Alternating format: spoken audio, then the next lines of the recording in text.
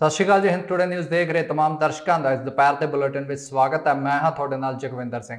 Bulletin का आगाज़ करांगे ਵੱਡੀ अपडेट ਦੇ ਨਾਲ ਖੇਤੀਬਾੜੀ ਨਾਲ ਸੰਬੰਧਿਤ 3 ਆਰਡੀਨੈਂਸਾਂ ਦੇ ਵਿਰੋਧ ਕੇਂਦਰੀ ਮੰਤਰੀ ਮੰਡਲ ਤੋਂ ਅਸਤੀਫਾ ਦੇਣ ਦੇ ਬਾਅਦ ਬੀਬਾ ਹਰਸਿਮਰਤ ਕੌਰ ਬਾਦਲ ਅਤੇ ਸ਼੍ਰੋਮਣੀ ਅਕਾਲੀ ਦਲ ਦੇ ਪ੍ਰਧਾਨ ਸੁਖਬੀਰ ਸਿੰਘ ਬਾਦਲ ਵੱਲੋਂ ਦਿੱਲੀ ਵਿਖੇ ਮੀਡੀਆ ਨੂੰ ਸੰਬੋਧਨ ਕੀਤਾ ਗਿਆ। इस दौरान सुखबीर सिंह बादल ने कहा कि श्रोमणी अकाली दल का इतिहास 100 साल पुराना इतिहास है। श्रोमणी अकाली दल की लीडरशिप ने लगातार गरीब किसान मजदूर की लड़ाई लड़ी है। उन्होंने कहा कि जो केंद्र की सरकार 3 ऑर्डीनेंस कैबिनेट च लैके आई तो उस समय साडी मंत्री हरसिमरत कौर बादल उत्थे सी जिन्हां वल्लों इन्हां ऑर्डीनेंसां दा विरोध किया गया। उन्होंने कहा कि जे किसानां दे ऑर्डीनेंस हन तां सरकार वल्लों किसानां तो क्यों नहीं पूछा गया ते ना ही किसान ऑर्गेनाइजेशन पूछा तो ना ही किसानों के संबंध च जिहड़ियां पार्टियां ने उन्हां तो पूछा गया। बादल ने कहा कि सानू पूछे बिना ही इन्हां ऑर्डीनेंसां नूं पास कर दिता गया। उन्होंने कहा कि असीं 2 महीने लगातार किसानां नाल गलबात की क्योंकि किसानां नूं जदों अखबार च इन्हां ऑर्डीनेंसां बारे पता लग्या तो उन्होंने बड़ी चिंता हुई, हैरानी हुई और गुस्सा भी आया। उन्होंने कहा कि मैं इस संबंधी हर किसान जथेबंदी नूं मिलिया, आम पिंडां च जाके किसानां नूं मिलिया ते पता करने की कोशिश की कि उन्होंने दी इस संबंधी की चिंतावां हैं। उन्होंने सब मैनू दसिया जो मैं अगे जाके केंद्र सरकार नूं भी दसिया। उत्थे ही हरसिमरत कौर बादल ने कहा कि पंजाब की धी ने अज पंजाब के किसानों नाल खड़न का फैसला किया क्योंकि केंद्र की सरकार जिहड़े ऑर्डीनेंस लैके आई किसानों के भले वास्ते लैके आई, पर जेकर देश का कोई किसान खास तौर पर मेरे अपने किसान वीर जिन्ना करके मैं अज इत्थे तक पहुंची हाँ, जे उन्होंने मनां च थोड़ा जिहा भी इस संबंधी शक है तो पिछले कुछ हफ्तों तो असीं लगातार कोशिश की कि इस शक नूं दूर किया जाए, पर मैं उन्हों का शक दूर नहीं कर सकी। मैं समझती सी कि केंद्र की सरकार का फर्ज बनता है कि जिन्हों वास्ते बिल आए हैं उन्होंने शक दूर करके फिर ये बिल लियाते जान, पर इन्हों के शक दूर किए बिना ही इन्होंने बिलों को लिया गया। और मैनू अफसोस है कि किसानों के शक दूर किए बिना ही पार्लीमेंट च यह ऑर्डीनेंस लियाते गए। अगली खबर का रुख कर लेंगे हाँ। पंजाब के मुख्यमंत्री कैप्टन अमरिंदर सिंह ने वीरवार को हरसिमरत कौर बादल वालों केंद्रीय कैबिनेट विचों दिते अस्तीफे नूं अकाली दल वालों एक तो बाद एक रचे जा रहे ड्रामिਆਂ की एक होर नौटंकी दस्सिया है। उन्होंने कहा कि खेतीबाड़ी बिलों ते केंद्र सरकार वालों अकालियां दे मूँह ते तमाचा मारन के बावजूद अकाली दल ने हाले तक सत्ताधारी गठजोड़ नाल नाता नहीं तोड़िया। अकाली दल वालों भाजपा की अगवाई वाली एनडीए की केंद्र सरकार का हिस्सा बने रहने के फैसले उत्ते सवाल करदे मुख्यमंत्री ने कहा कि हरसिमरत का अस्तीफा पंजाब के किसानों को मूर्ख बनाने के टकवंच तो वध होर कुछ भी नहीं है।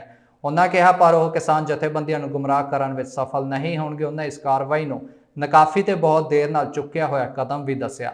मुख्यमंत्री ने कहा कि हरसिमरत का केंद्रीय कैबिनेट विचों अस्तीफा बहुत देरी नाल लिया फैसला है जिस नाल पंजाब के किसानों की किसी किस्म की कोई भी मदद नहीं होनी।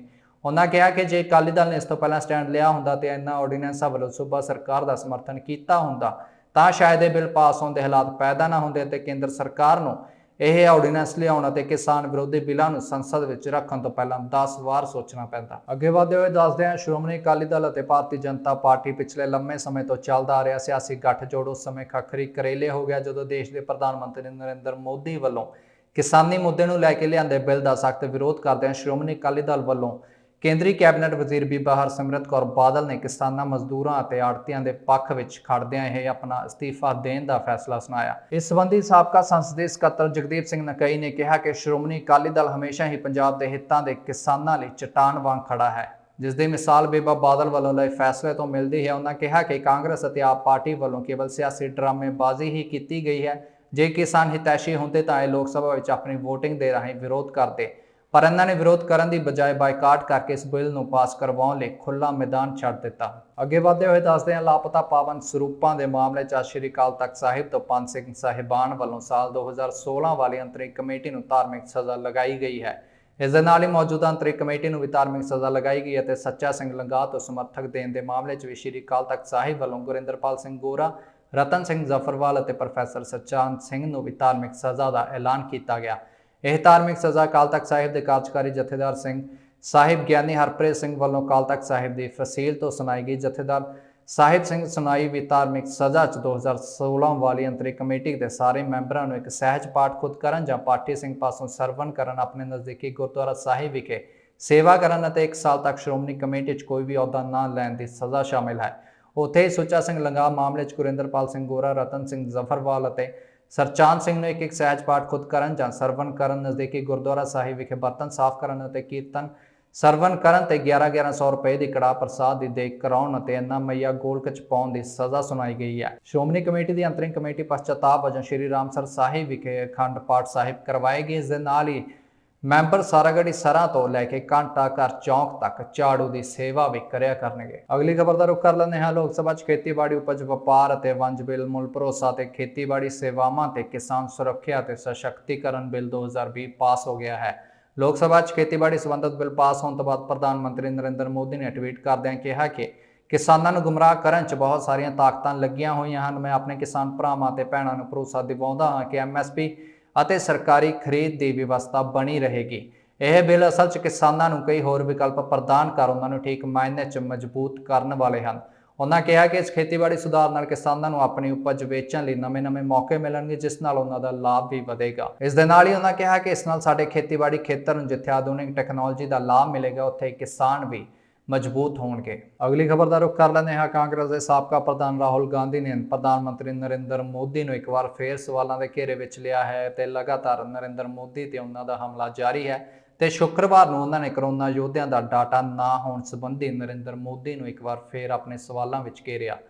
ਵਾਇਨਾਡ ਤੋਂ ਸੰਸਦ ਗਾਂਧੀ ਨੇ ਟਵੀਟ ਕੀਤਾ ਕਿ ਪ੍ਰਤੀਕੂਲ ਡਾਟਾ ਮੁਕਤ ਮੋਦੀ ਸਰਕਾਰ ਥਾਲੀ ਵਜਾਉਣ ਦੀਵਾ ਬਾਲਣ ਤੋਂ ਜ਼ਿਆਦਾ ਜ਼ਰੂਰੀ ਹੈ ਉਹਨਾਂ ਦੀ ਸੁਰੱਖਿਆ ਤੇ ਸਨਮਾਨ। ਮੋਦੀ ਸਰਕਾਰ ਕੋਰੋਨਾ ਵਾਰੀਅਰ ਦਾ ਇੰਨਾ ਅਪਮਾਨ ਕਿਉਂ? ਜ਼ਿਕਰਯੋਗ ਹੈ ਕਿ ਕੇਂਦਰੀ ਸਿਹਤ ਤੇ ਪਰਿਵਾਰ ਕਲਿਆਣ ਰਾਜ ਮੰਤਰੀ ਅਸ਼ਵਨੀ ਕੁਮਾਰ ਚੌਬੇ ਨੇ ਕੋਰੋਨਾ ਯੋਧਿਆਂ ਦੇ ਡਾਟਾ ਸੰਬੰਧੀ ਰਾਜ ਸਭਾ 'ਚ ਕਿਹਾ ਸੀ ਕਿ ਸਿਹਤ ਸੇਵਾਵਾਂ ਰਾਜ ਸਰਕਾਰ ਦੇ ਤਹਿਤ ਹਨ, ਇਸ ਲਈ ਕੇਂਦਰ ਕੋਲ ਇਸ ਸੰਬੰਧੀ ਕੋਈ ਵੀ ਆંકੜਾ ਨਹੀਂ ਹੈ।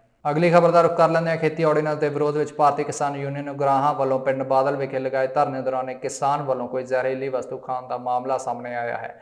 ਕਿਸਾਨ ਦੀ ਹਾਲਤ ਨਾਜ਼ੁਕ ਦੱਸੀ ਜਾ ਰਹੀ ਹੈ। ਮੁੱਢਲੇ ਤੌਰ ਤੇ ਹਾਸਿਲ ਵੇਰਵਿਆਂ ਮੁਤਾਬਕ ਕਿਸਾਨ ਪ੍ਰੀਤਮ ਸਿੰਘ ਵਾਸੀ ਪਿੰਡ ਅੱਕਾਵਾਲੀ ਜ਼ਿਲ੍ਹਾ ਮਾਨਸਾ ਨੇ ਪੂਰੀ ਰਾਤ ਪਰੇਸ਼ਾਨੀ ਦੇ ਆਲਮ ਵਿੱਚ ਗੁਜ਼ਾਰੀ ਅਤੇ ਸਵੇਰੇ ਉੱਠਦਿਆਂ ਹੀ ਕੋਈ ਜ਼ਹਿਰੀਲੀ ਚੀਜ਼ ਖਾ ਲਈ।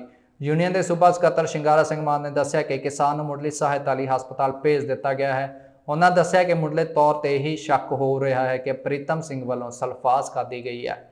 ਫਿਲਹਾਲ ਅੱਜ ਦੇ ਇਸ ਬੁਲੇਟਿਨ ਵਿੱਚ ਇੰਨਾ ਹੀ। ਹੋਰ ਤਾਜ਼ਾ ਤੇ ਲੇਟੈਸਟ ਅਪਡੇਟਸ ਲਈ ਜੁੜੇ ਰਹੋ ਸਾਡੇ ਨਾਲ ਅਤੇ ਦੇਖਦੇ ਰਹੋ ਹਿੰਦ ਟੁਡੇ ਨਿਊਜ਼।